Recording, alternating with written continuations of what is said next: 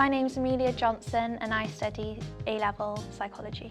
So in particular in psychology, the first kind of unit is all of the psychological approaches, and then in unit 2 we go on to research methods, which is very interesting because we study how psychologists kind of get all their information through experiments and studies. So I spend a lot of time in the college library. It's kind of a nice place to go to revise, and there are computers in there and lots of books.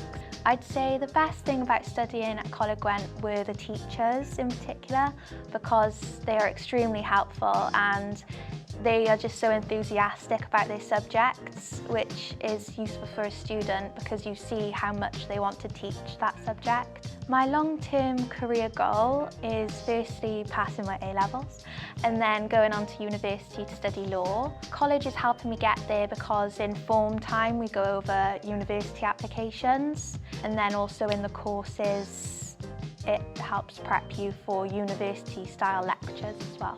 I would recommend Coleg Gwent for A-levels just because the facilities are extremely up to date and just the people are lovely, including the teachers and support staff.